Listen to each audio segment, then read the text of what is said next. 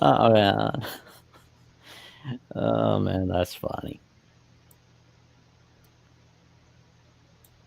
Good afternoon, Crimson Tide Nation, and welcome to the 21st edition of Crimson Tide Live right here on Alabama at the Voice College Football, simulcast on the Voice College Football X account from yours truly, Jackson Johnson, and my partner in crime, Johnny Burts, as we go over our take on the latest news and notes on the Alabama Crimson Tide. And let me tell you something, folks, it's going to be a wild ride. How you doing today, good buddy?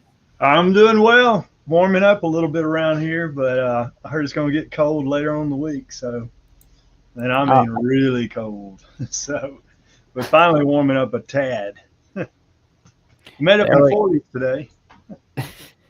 Well, I mean, we've had some snow days, especially on Friday where it was just like covered with snow. But Oh yeah, Saturday melted, Sunday melted, Monday it's all gone, except on our part. you're a little further north. We got about my backyard. I'd say 5, 6 inches. There we go.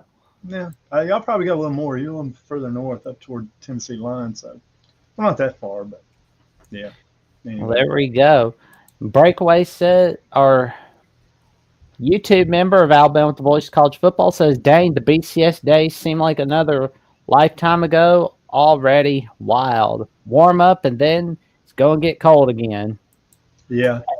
And he says, make sure to hit the like button on the way in and subscribe to Alabama with the Voice College Football. Support the channel and become a member today for exclusive perks and much more. I'm glad you're talking about that, Breakaway, because if you become an Alabama YouTube member for the Voice College Football, you can become a Crimson Faithful member for $2.99 a month, where you can get a loyalty badge next to your name in the comments and in the live chat, and you can get a custom emoji to use in the comments and in the live chat.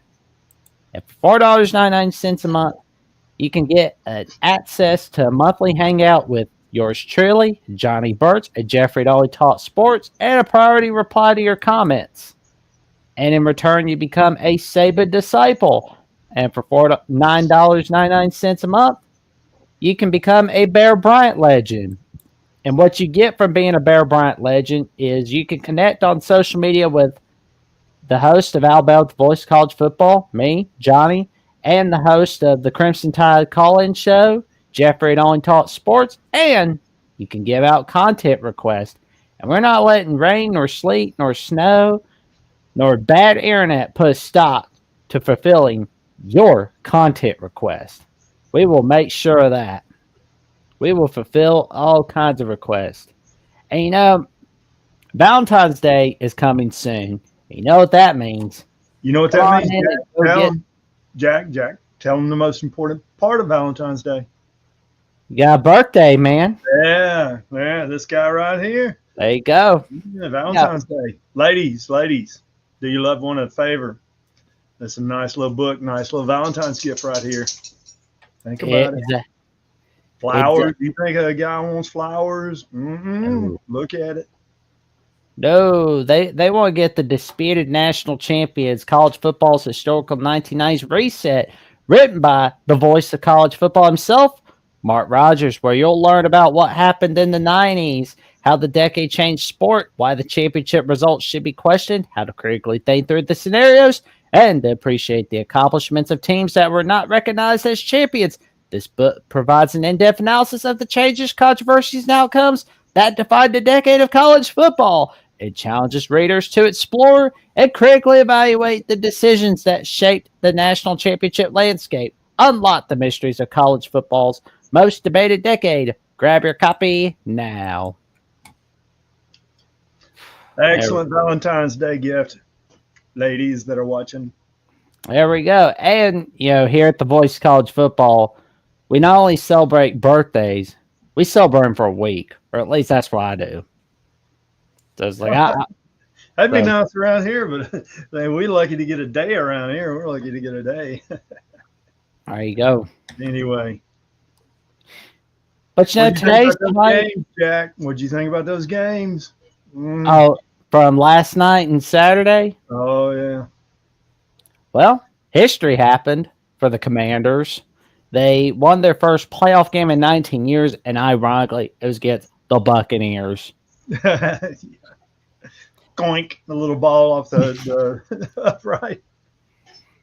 You know that guy. You know that kicker.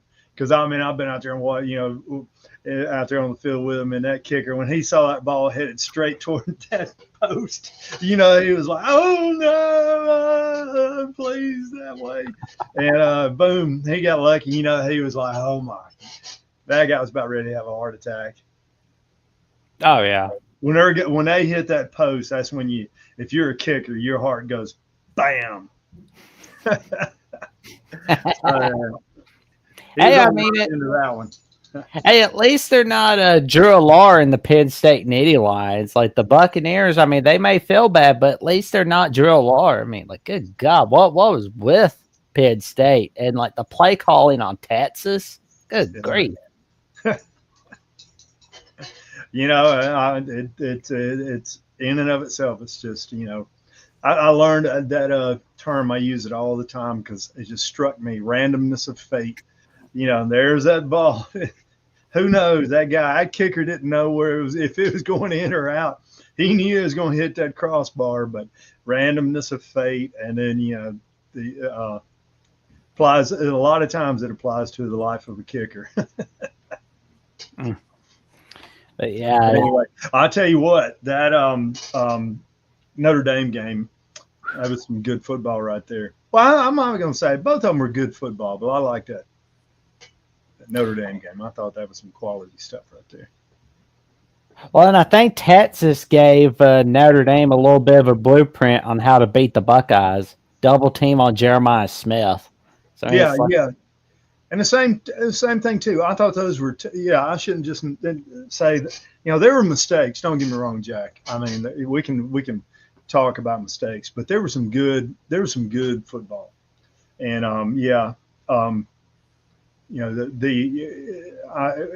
that's all you're asking for at this point is just let's see some good football. And I thought it hit the mark. I wish Alabama were in it, but. Whatever. Yeah. Hopefully, we'll have a great, final one. And Ohio State, it was a good game. Penn State, can't complain. Oh yeah, all four, no problems. Well, and I think Sark's going to have to get better at the play calling, but we got the perfect revenge game for August 30th, 2025. That's Texas, Ohio State, and Columbus, Ohio, and it's likely going to be on mid-noon kickoff. I can't believe it. If I were them, I'd already cancel that game. I mean, that's not going to help their strength of schedule because it doesn't matter anymore. Well, I mean, me personally, and if you played well, I'd want to get revenge if I'm Texas. Yeah, and they probably will. And but good game. I mean, both of them good games. Oh yeah. Well, and our buddy Derrick Henry smashing the Steelers off the face of the earth. So, I mean, that's a win there. I mean, that guy's a beast, man. I remember I went up and saw him, the Titans, when he was in Nashville. Saw him against New Orleans, Drew Brees. And, I mean, just, just being close. I mean, just close enough to grasp. That guy's huge, man. He is a beast. Oh, man, I couldn't, being a secondary guy, I want to step in front of that. Woo! Jump on and just hang, and somebody else help me. But, yeah, quality right there. I hope he does get a Super Bowl at some point. That would be pretty cool because, I mean, there's a reason he left Tennessee. Yeah. And unfortunately, our guy Josh Jacobs lost to the Eagles. But on the bright side, our buddy Jalen Hurts is getting some wins. So that's a plus. Yeah. Same time. At least we got some Alabama guys involved in it. So, and still do. So we'll see what pans out in the next few. Good Lord, should we say weeks? Because that's what it's going to be. Weeks. I mean, this is just like we talked earlier. A season. This is 2 seasons, man. We've gone from summer almost through winter, and we're still playing football. We can forget, seasons, football season, football Man, half a year. there we go. And gosh, can you imagine now, Jack? These guys have been practicing since the end of. Well, I mean, it's year round pretty much these days because NCAA's relaxed a lot of all the practice stuff. But anyway, I mean, but think about it, August, and then these guys are still involved in playoff stuff. I mean, here we are. It's January, and they're still rocking along. I mean, 6 months. Rocking and rolling. I know. Add another game. Add another game. Get a little more money. There we go. But 2024, as you said, as we're all just laying it all to rest. But first, we'll start off on where we went wrong in 2024.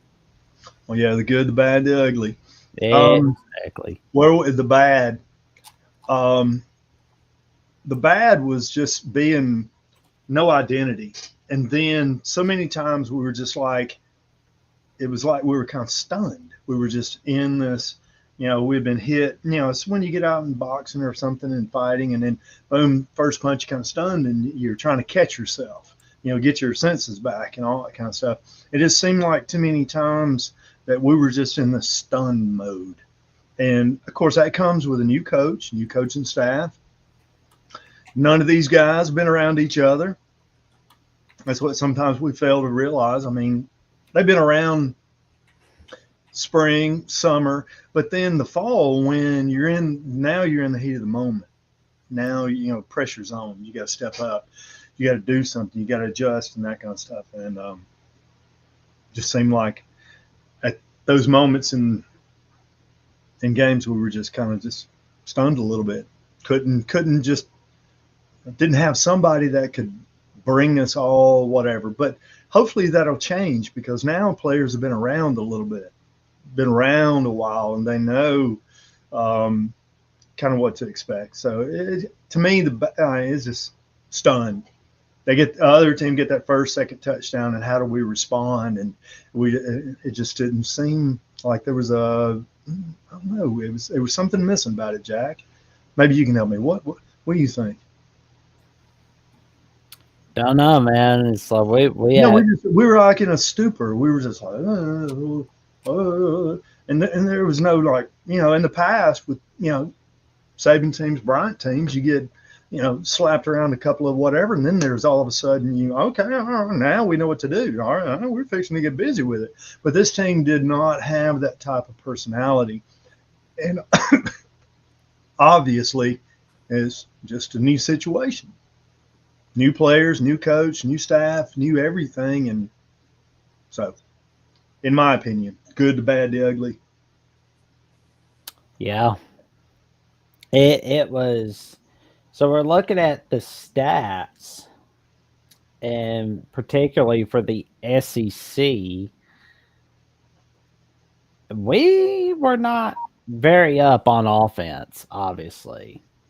Like, we weren't up, but we weren't down either. Yeah. And there you go. Average, and average is not going to win. No. Yeah. If you're down, you're not going to win, obviously. But if you're just average, I mean, flip a coin. You got to be up. You got to be higher in statistics and stuff like that. The ugly part of the season for me is just games that it was obvious that we weren't going to win.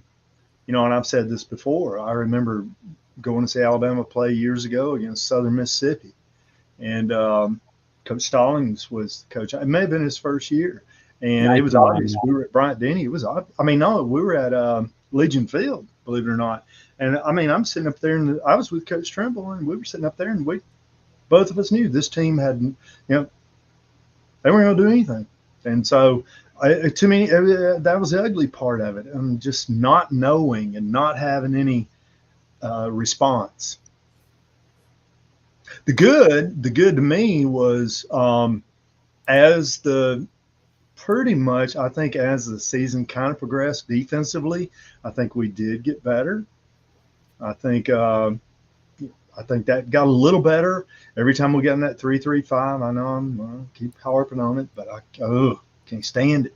But I do think the defense got a little better, much more so than the offense, and we'll see what happens from here. I think I've had enough time to kind of look back, and I think we're going to be.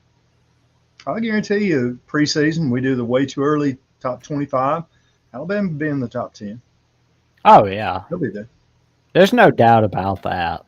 One thing mistakes they make with those early whatever is they're always basing it on the quarterback. Is the quarterback coming back? And I understand that's a significant figure, but I think Alabama's going to be in good hands, and I think they've got a lot coming back on defense, and so I think they'll be top 25.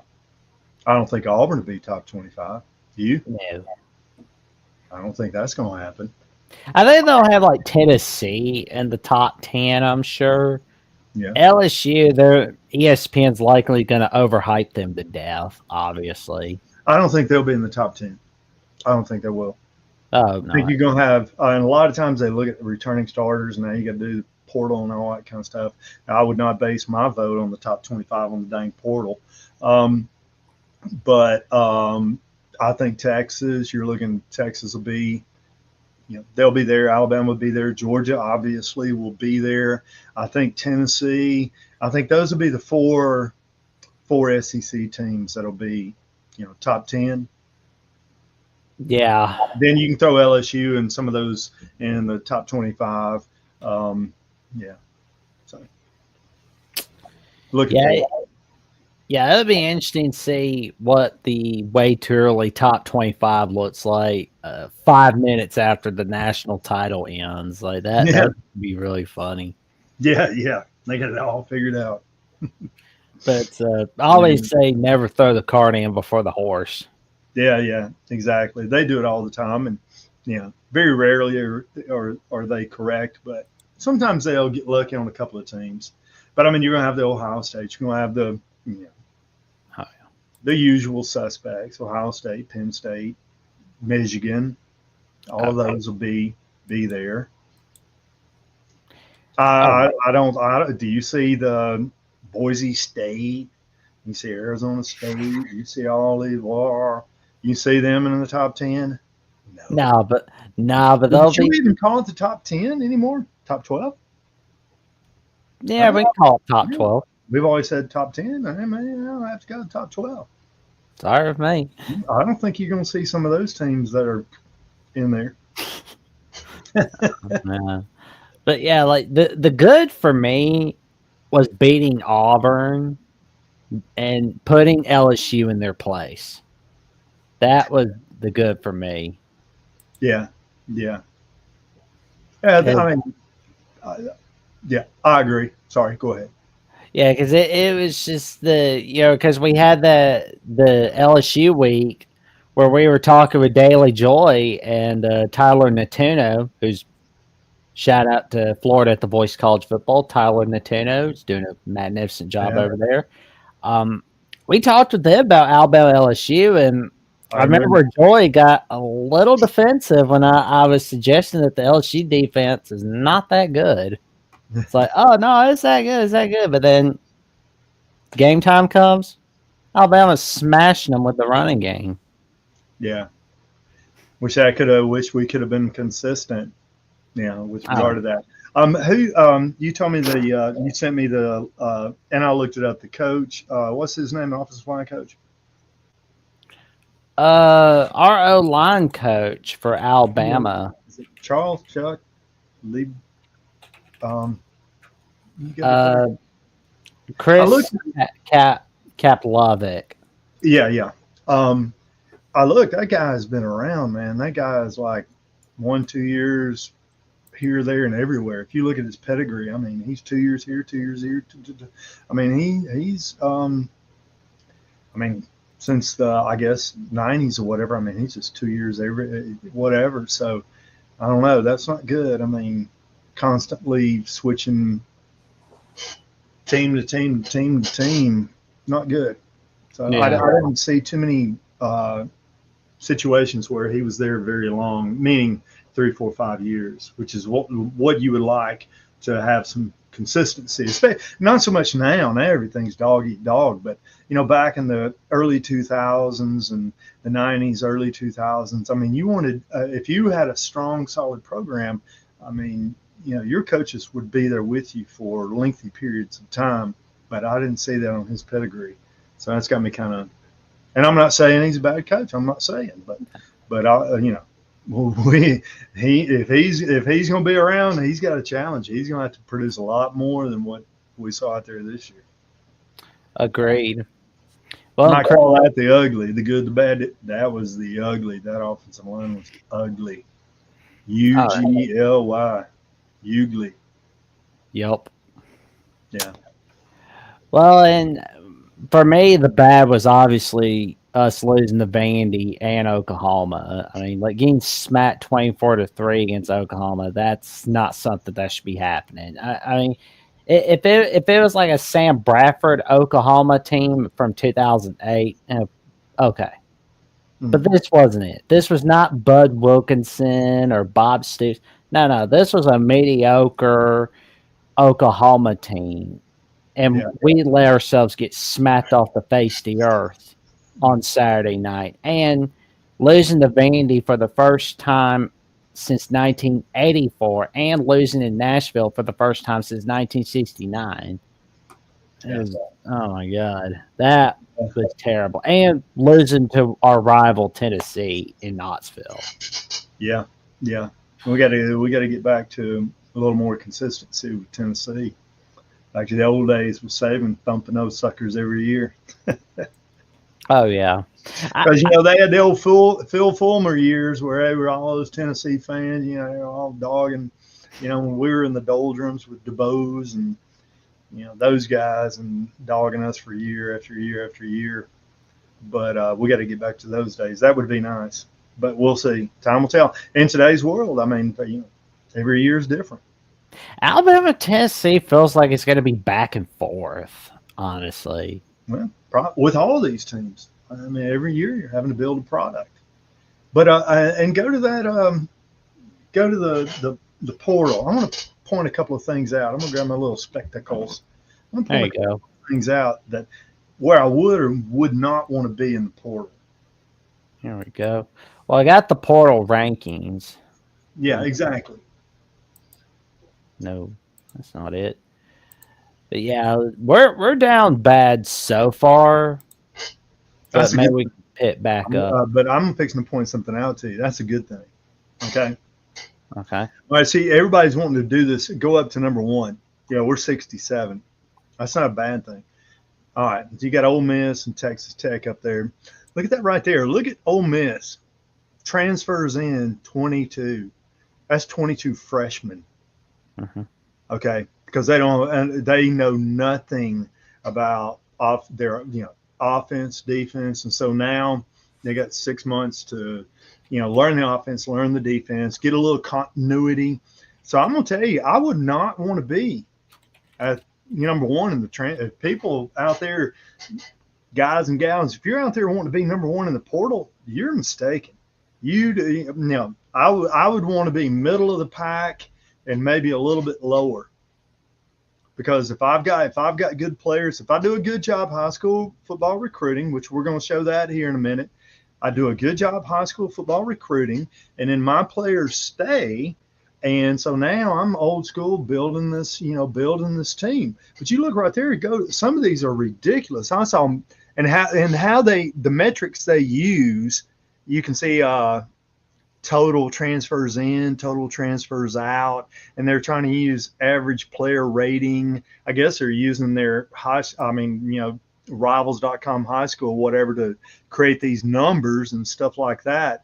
But you can see, with regard to this, Auburn 16 in, 17 out. I just would not want I would not want a big figure right there. I would hope that if and a lot of times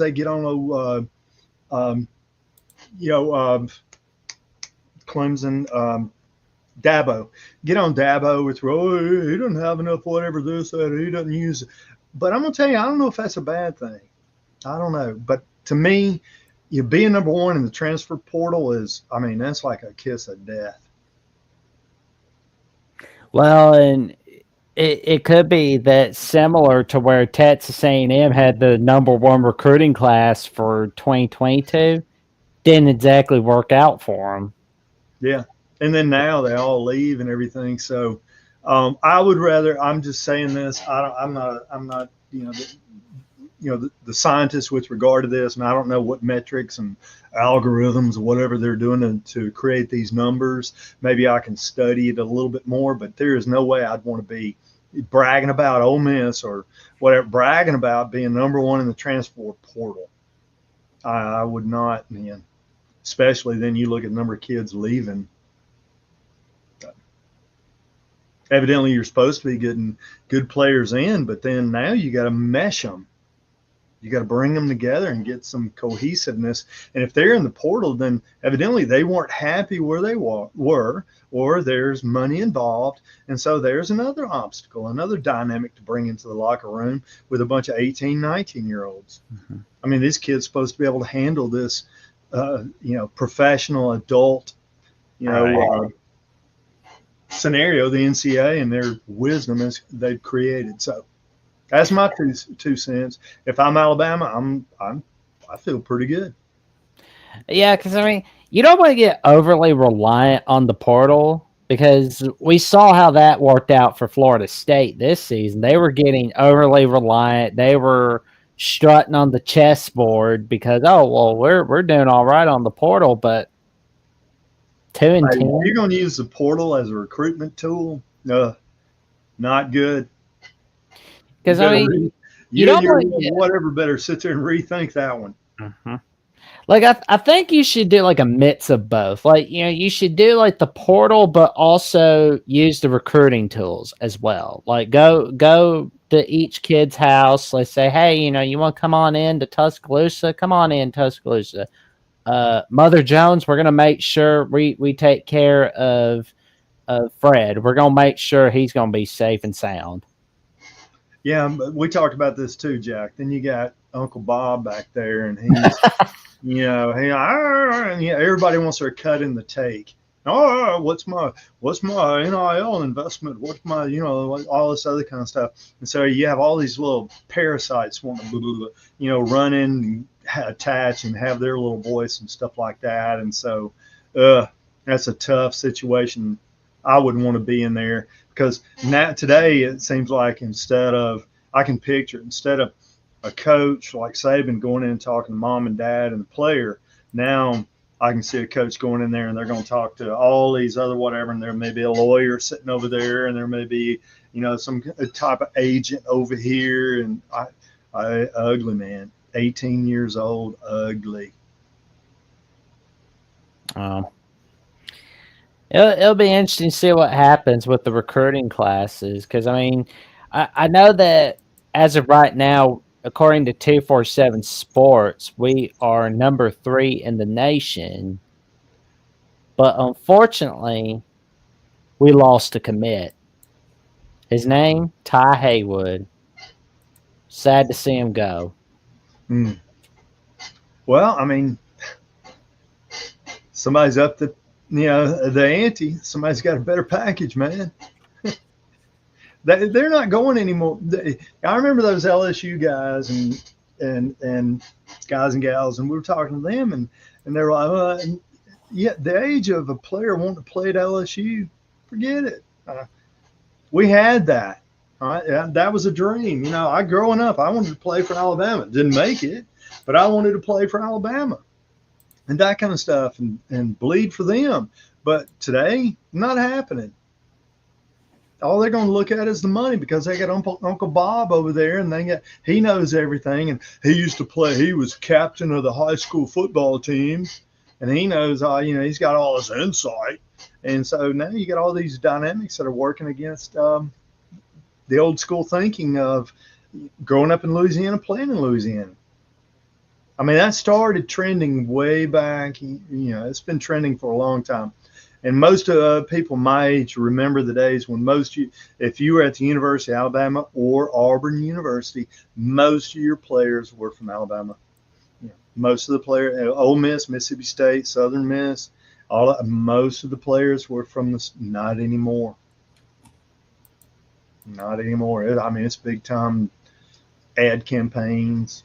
I could see somebody being recruited by Bear Bryant, and they go into the the field house there, into the locker room, and they got this player's jersey with a name on the back of it, and they got his little fluorescent lights over his locker, and they're playing big jammy fun whatever thumping music. You can imagine Coach Bryant bringing somebody in recruiting that way. But now that's it's all the bells and the whistles and the lights and the flash and the whatever today. So they all got their little fluorescent bulbs in the little lockers there, and their name plastered up there, flashing, bloop, bloop, bloop, bloop, bloop. Ryan Williams, flashing, all that kind of crap. And it's there's points somebody like my age. I mean, it gets vulgar, man. It's just stupid. Well, even though he's decommitted from Alabama, that doesn't mean it's over entirely. Because I'm sure there's a way we can win him back. There we go. There you money, go. money, honey. Money. You think the old days they'd get a recruit on campus and they'd give them a jersey and their name would be on. They'd put the jersey on. Oh yeah, I'm signing. Give me the papers right now. You think that's having any impact today? No. Oh. So hey, if we want him back, there you go. There we go. But what are some needs that we need for 2025? What are you thinking, Johnny? Oh, we need some lean, mean offensive tackles. Yeah. Lean and mean, and can get that left or that right foot out there and protect that quarterback, and we don't have it. That's my number one priority, which for most coaches, for most coaches, offensive tackles, premium, defensive ends, premium. And then next you're going to start looking at linebackers, stuff like that. And I'm not talking about skilled. I'm just going whatever. And then linebackers. And then you start working in toward the, tight ends, guard center, and, stuff like that. So if for Alabama, they need a couple of offensive tackles. And on defense, they need an edge rush. Do not have one. Well, I'm glad you are talking about the offensive tackles, because we are looking for some. We are looking for plenty of them. Mm-hmm. Yeah. Be interesting. And obviously, if you want a quick fix, everybody go to the portal. That's not a quick fix. Mm. I think in the end, statistics and whatever's going to show that the portal's not a quick fix for anything. I mean, you're going to walk in every fall, bam, August, and team you put out on the field the year before, season before, that's not the team you're going to see. And it's going to take a while for those wheels to start, meshing and rhythm and all that kind of stuff. We watched it over and over we watched it with Alabama, but I'm sure it's the same thing. I'm sure if it was, the voice of Auburn, same thing. Oh yeah. Well, we got. I see Auburn's real high on that portal. Pull up that portal thing again. Where's Auburn in it? They're at 6. Let's look at it again, like you said. They're throwing a lot of money out there. Let's see how it pans out. Let's see if they get to a bowl game first. A winning season. They've had 4 in a row losing seasons. Mm-hmm. Get a winning season. But if you think that portal's going to be the end all, I'm not dumb. I know there'll be 1 or 2 teams out there that it clicks. They got lucky. But for most the other teams out there, portal's not the way to fix things. No. Only a few teams are successful. Vanderbilt was successful in the portal, but most teams are not. So, all right. Doesn't work out for everybody. Nope. But, we're sad to see Ty Hayward go, but maybe we can win him back. Yeah. I think, We'll see. I think we'll wait and see. Well, we got something really happy, especially from this Friday on College Game Day. Nick Saban getting inducted into the College Football Hall of Fame. The full list will be announced on Wednesday afternoon on College Football Live on ESPN2. Now, so they're going Coach Saban, but nobody else haven't released? Not yet. Wow, that's interesting. But, boy, that was a no-brainer. Yeah. No-brainer. That was a guy that stood his ground. Got to have more of them, but I don't think we are. Well, we look back at his accomplishments, and the funny thing was we didn't have any Heisman Trophy winners until Nick Saban came to town in Tuscaloosa. Yeah. And it was multiple positions. Running back, quarterback, wide receiver, multiple positions. Yeah.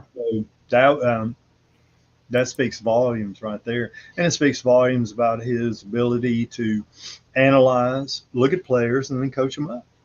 And thing I would suspect most with Coach Saban is I'm not going to stroke your little ego. Yeah. You don't like it? And you got to have something there. There's that old school mentality, and it's in today's world, it's gone. Belichick, we'll see. I would Belichick, and I would think he's been in the pros long enough. He knows how the rotation of the players and that kind of stuff. And every year it's a new team and all different types and player and personalities and stuff like that. I think he's immune to the trying to please all the little. I mean, it's almost like you have to have a psychology degree to get up in the head. What the hell are they thinking up there? And but anyway, we'll see what happens with regard to that.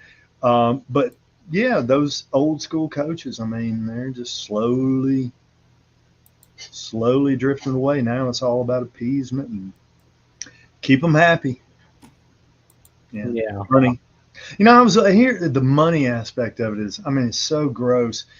Jack, I saw a thing today. I was thumbing through or just scrolling through, and I saw a thing where it listed salaries, NBA salaries from, the last 50 years.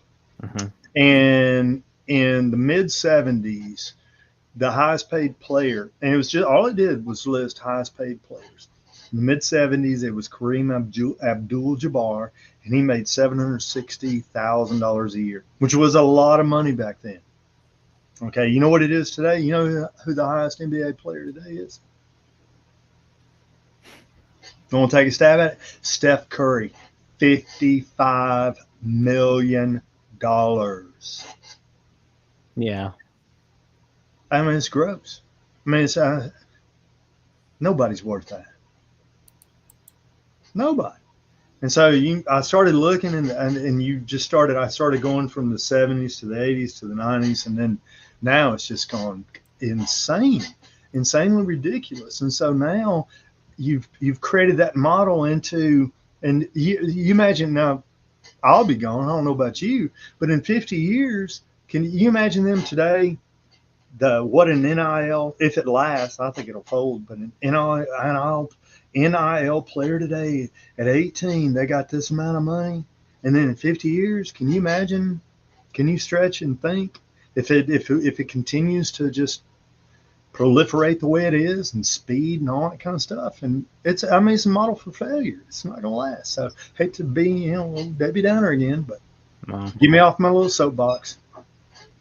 We'll change subject. But God, $55 million. Right. One guy. And all they do is sit out there and flog up threes. Well, Chris Camp wants to know why he's wondered why we've never had any Heisman winners in Bears era. I guess it was because it was given more to individuals than were the hero of their team back then. And Bama was always dominant on defense and as a team. I don't know why Derek Thomas never won. He's the greatest. Yeah, Derek Tom Won Trash it. right He's there. got sats in a season. What did he have? 28. Yeah, a Yeah, lot of them. yeah, yeah. But I mean, but back then, all right. So obviously, we forget defense. Perennially, it's always going to go to an offensive player. Alabama ran the wishbone. I mean, yeah, they did. They weren't in the eye. Okay, Alabama wasn't throwing the football all over the place. They were running the wishbone. And then you're not going to get you're not going to get a lot of touches. You see where I'm going, Jack? And you're running that wishbone, and then obviously you need to run it. If you're going to make it work, you got to have a quarterback can run the football. All right, but you also have fullback and two halfbacks, and so the statistics do not lend themselves to. Now every now and then you'll have one that'll stand out, and he'll be he'll get the pitch, and he make things happen, stuff like that. That'll be up there in the Heisman list. But from starting in the 70s and through all the way until Coach retired, Alabama was pretty much in the 70 era was running the wishbone. You're not going to get a Heisman Trophy running the wishbone. No. And if you're in the eye back or something like that, every now and then, don't get me wrong, every now and then somebody will slip through and do a great job. And but for Coach Bryant, that wasn't the case. And when he was running the pro style offense, Joe Namath would have been one. Definitely would have been one that coulda, woulda, shoulda. But then what happened? He had the game where he was injured, the knee and stuff like that, and so. His career at Alabama was kind of peppered with injuries and things to that nature, and so he had Stabler. Stabler was a humongous party boy, from what I heard. Yeah, and he got suspended. So there you go. Those were really, really high quality individuals and stuff like that. Name individuals that had great pro careers. You wonder why they didn't, but it was a different time, but for the most part, you can focus on those 70s when they were running the wishbone. Of course, other teams were too. Oklahoma and Nebraska, other teams, it seemed like everybody's running the wishbone. So spread it out. Not happening. Well, and with Saban also is like when he came to Tuscaloosa, we were down bad. We were not anywhere near where we were with Bear Bryant or Wallace Wade or Frank Thomas. Yeah. But when he came to town, boom, we were winning all over the place. And don't get me wrong, Coach Bryant recruited the best players. I mean, you look Bob Baumhauer. I mean, all these players that played for him had great. Dwight Stevenson, the center. I mean, he recruited the best of the best. All right, and primarily Alabama because that's the way they did back then. And so he had some great players that had great NFL careers, but times were different with regard to the focus and how you voted for Heisman winners. Yeah. So Coach Bryant put a lot of guys in the NFL. So did Coach Saban, but Coach Saban was able to parlay it. It was a different offense, all this spread and all this other kind of. Well, he finally went to the spread, but the way things changed, he was able to recruit players that the best, and Coach Bryant did too. For the system, Coach Bryant recruited the best. For Coach Saban's system, he recruited the best, and those players got a lot of good statistics. That's true. If that makes sense. Well, and the thing was that he had like 6 natties with Alabama, and before then he got a natty with LSU. And we look back at Saban's career, he was doing very well at Michigan State. I mean, the thing that really Yeah, he was. Oh yeah, it was funny though when Ohio State was going up against Michigan State. That was one of the 2 years that they beat Michigan under John Cooper. But one of the 2 times that they did beat Michigan, they couldn't get it done against Michigan State.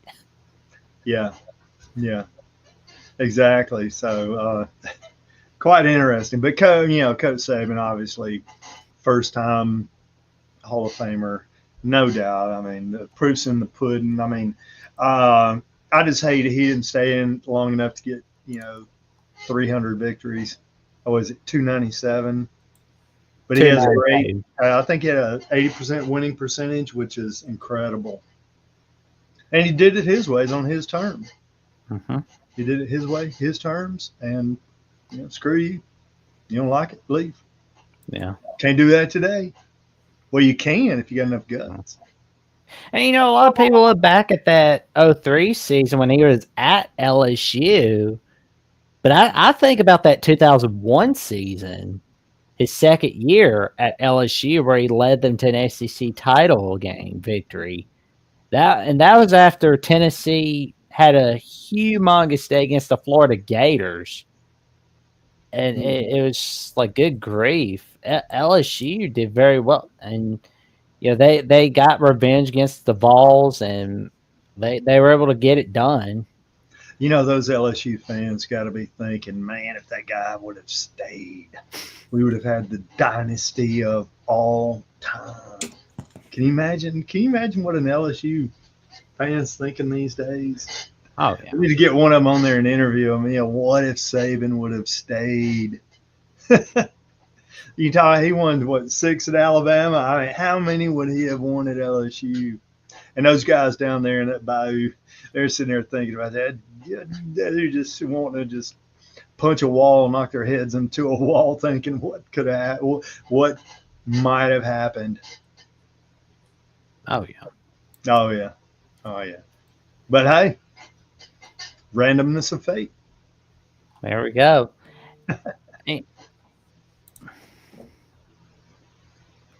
So now that we got Saban in the Hall of Fame, and I can't wait to see what the rest of the Hall of Fame is going to look like on Wednesday. That's going to be cool right there. Yeah. And now we got another topic, of course. Who's the GOAT between Nick Saban and Bear Bryant?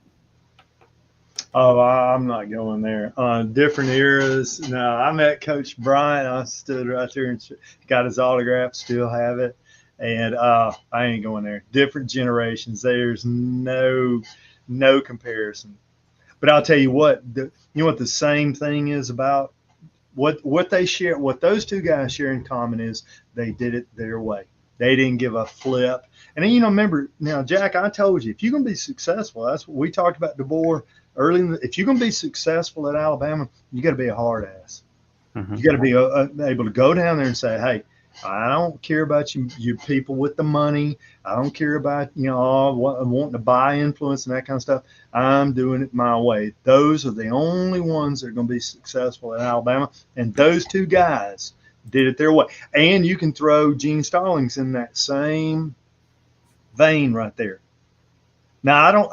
Coach Perkins. I really don't know. He left, and he had that pro, whatever mentality like he did, like Saban at LSU and left, for the Miami Dolphins, and then, he left Alabama and went to Tampa Bay. So that kind of stuff. But I think Mike Shula fell prey, Mike Price, whatever with him, and then the comedy of just rolling whatever.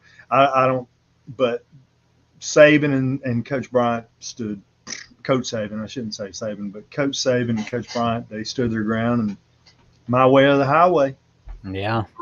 Yeah, because, we look back at, like, the Bears' accomplishments, which, it was amazing what he did at not just Alabama, but what he did at Alabama as a player in the 1930s.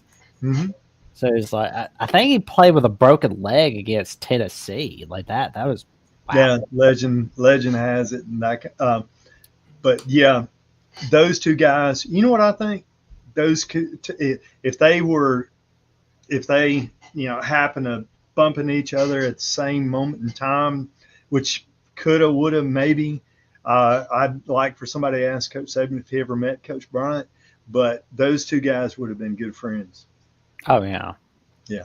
Those Belichick, I don't know enough about Coach Belichick to throw that in the mix. So anyway, but I think those two guys, Coach Bryant and Saban, and the GOAT, both of them in their generation, they were the greatest. I don't like the all time. I mean, time keeps clicking by, so we can't say of all time, of their generation. That kind of, but I wouldn't go there. I've seen them both. Maybe a lot of these viewers, they weren't around when Coach Bryant was around and didn't know the aura and how people perceived him the way people perceive Coach Saban today. But they were great. He was great, and both of them, I wouldn't dare go there. Yeah. Well, Chris Camp says Saban's got the nod. I was born in 1979, so I was too young to really witness the Bear era. I didn't start watching football. I really understand it till I was 5. I think it was the 1985 Orange Bowl. Was told to choose. I chose Bama. I go. And, if you want like a Cliff's Notes on the Bear Bryant era, Chris Camp, you can always go on YouTube and find the national championship era from the Bear Bryant era for Alabama football, where you see Keith Jackson talking about it, like how Alabama football was in 60s, 70s, all that stuff. It's a classic. Jack, and maybe next week we can pull it up. But Jack, the best illustration of how Coach Saban and Coach Bryant were the same, or seem to be the same, is if anybody out there wants to see it in action, they need to go to YouTube and type a clip of Coach Bryant being interviewed by, it was a female reporter that was asking him, it was halftime, about the game and what he was doing and why and all this other kind of stuff. And to see Coach Bryant's response. Have you ever seen that video? Yeah, the 1982 Iron Bowl. And and you see Coach, we need to put a link on that.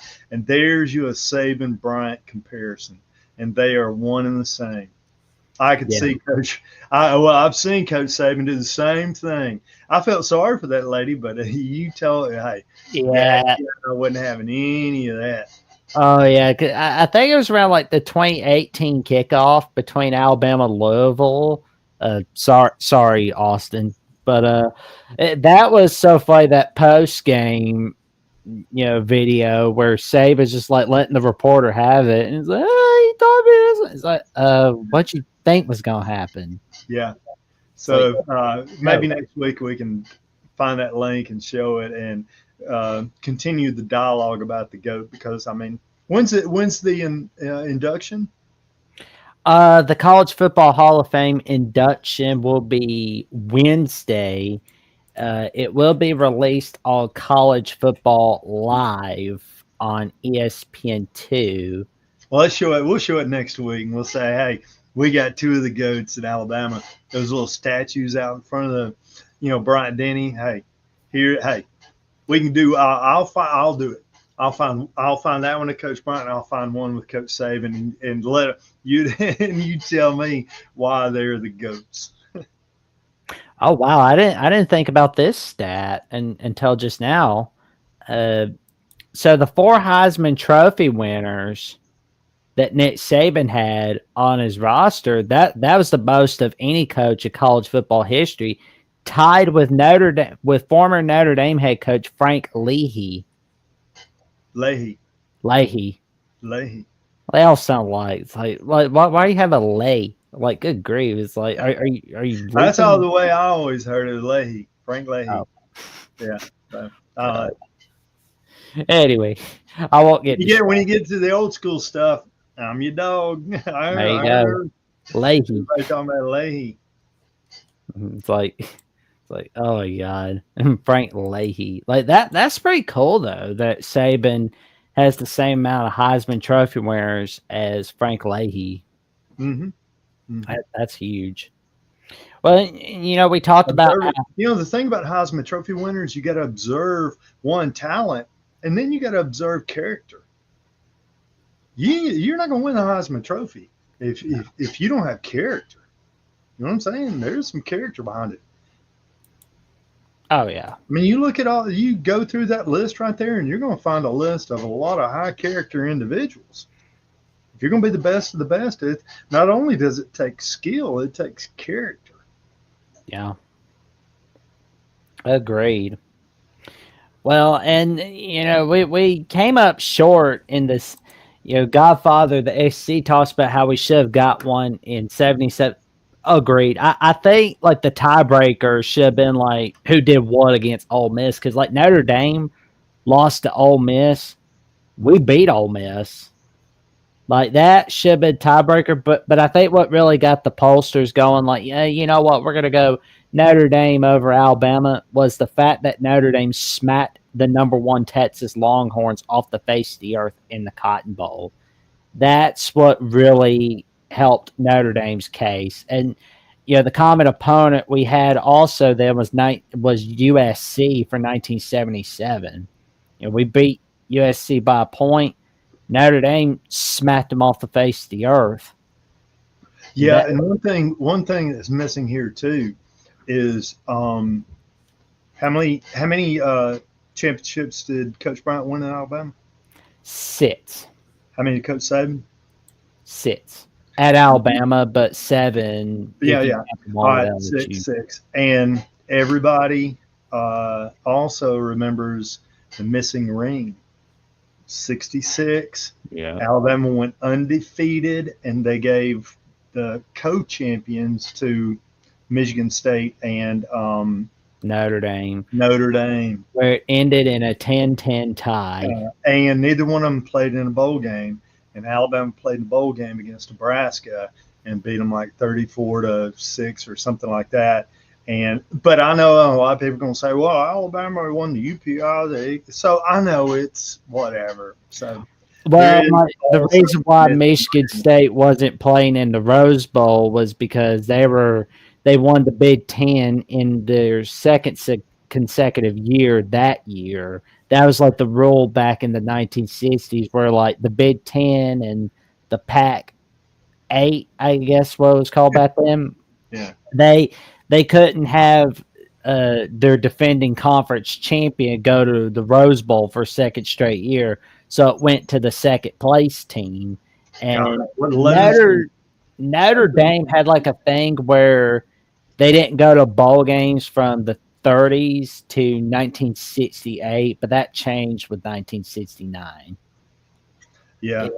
Times change, man. That's some crazy stuff. But I mean, it's all semantics, and we can debate those type of things. So anyway, well, the Godfather, the SC, says only thing Nick has over Coach Bryant is the Heisman Trophy winners. Oh, and we forgot to give you a hello, man. Like, good gravy. We weren't doing a good job with saying hello to you, man. It's like you're our YouTube member, man. You're our boss. You make those offers that we can't refuse. And the IT guy of the Jacksonian Alabama with the Voice of College Football says, I'm happy I'm getting to watch the show tonight as I'm passing over Boston at 35,000 feet. Yeah, do it, baby. Yeah, here we go. And Coach Bryant was 103, 16-1 from 71 to 81. Yup, 1971, we turned it around because it was like, See, and that was like the thing about like Coach Bryant and Nick Saban was like when they realized they were doing something wrong, they didn't sit there and go, yeah, well, we're wrong. Get over it. They were like, nah, we're doing something wrong. We've been trying to do this same formula that we've had before.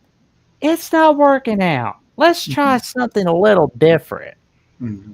And for Coach Bryant, it was a wishbone in the early '70s, and then for Coach Saban, it was he was everybody started doing the old Gus Malzahn speed, hurry up, hurry up, hurry up, and he said we got to start recruiting some fast twitch. Oh yeah, because it was Yeah, like Saban was doing things the old way. And like even though like we only lost the kick six game in 2013 and we lost the Sugar Bowl, he wasn't sitting there going, I'm not going. I'm just going to do everything I've been doing before and all that. It's like because he saw that how that affected Les Miles. Les Miles. well, that old saying, that old saying, if it ain't broke, don't fix it. He saw that it was broke, Uh-huh. he fixed it. So Exactly. there you go. That's what coaches do. Coach Bryant was running a pro offense in the '60s and switched to the wishbone in the '70s, and then that didn't pan out. Everything by the '80s, the wishbone, everything in the '80s was starting to switch to the veer and away from the wishbone and the eye. And but anyway, he retired before. But obviously, he would have switched if. But I mean, good Lord, he was he he was ready to get out of it.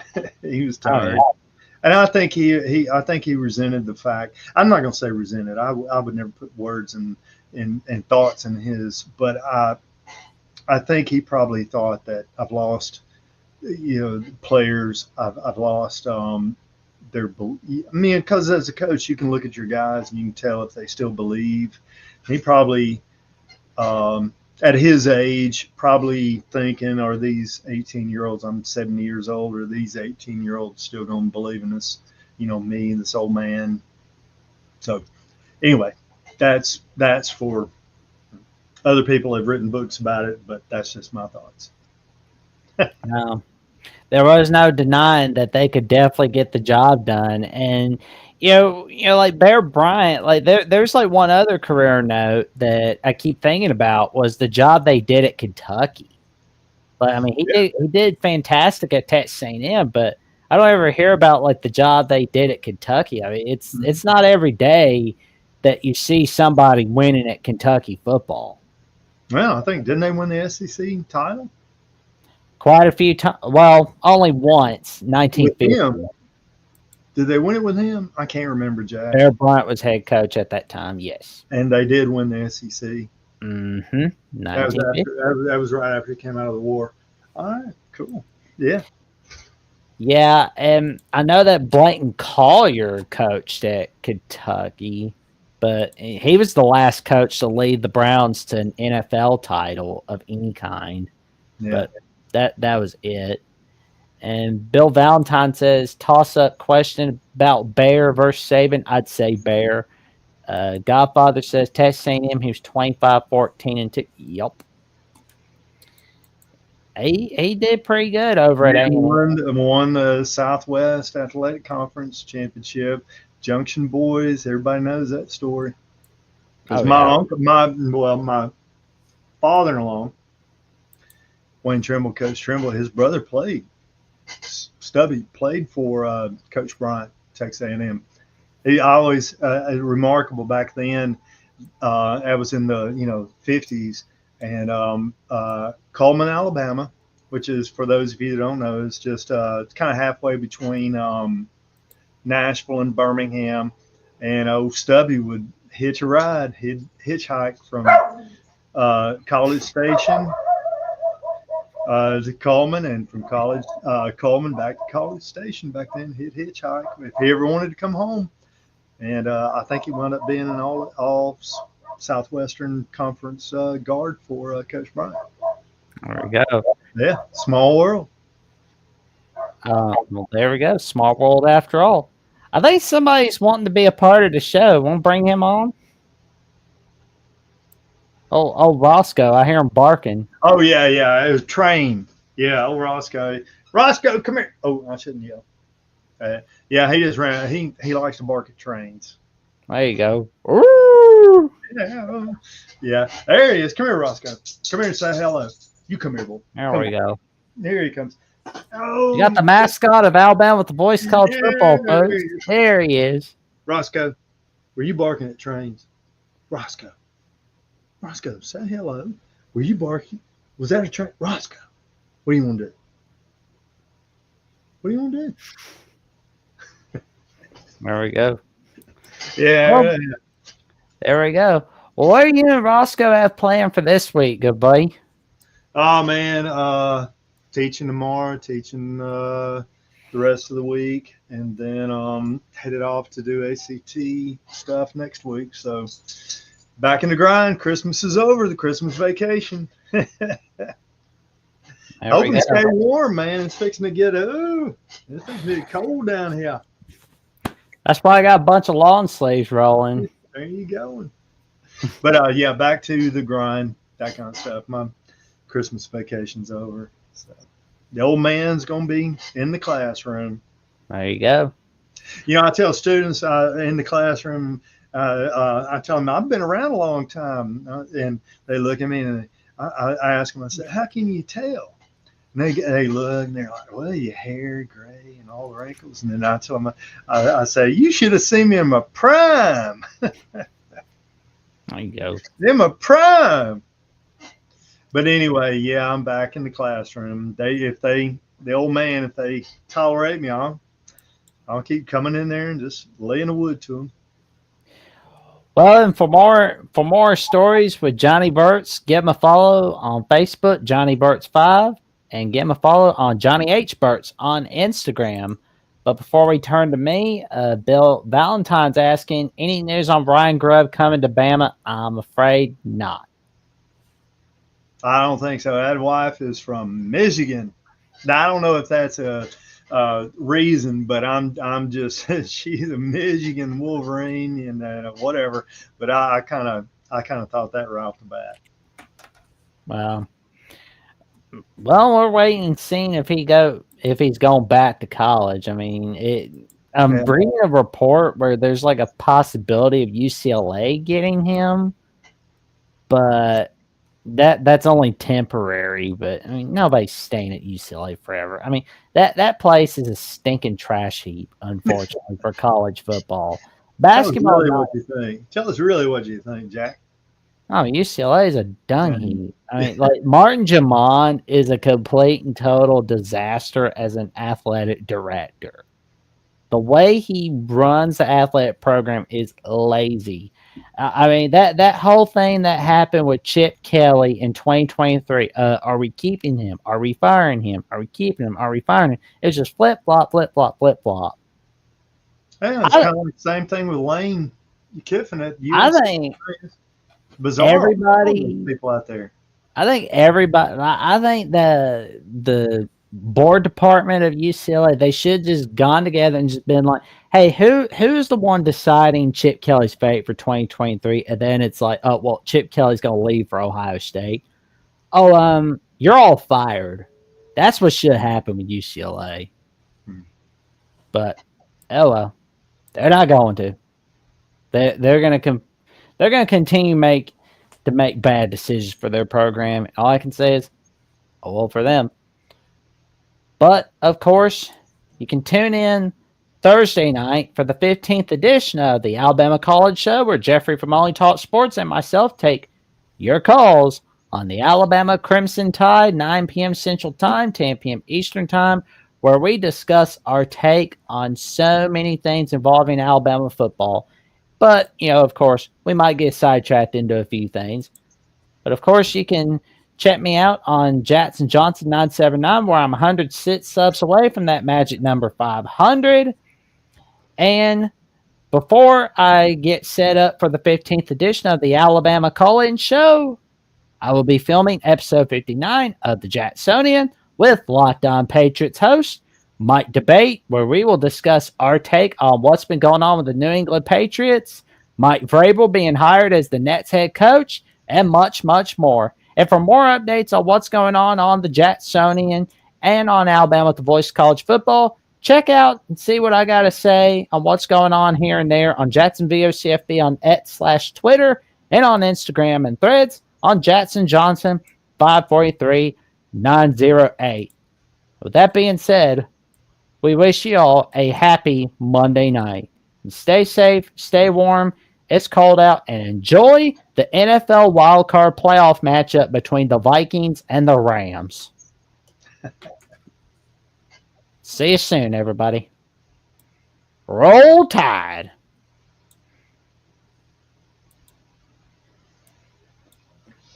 What are you doing, boy?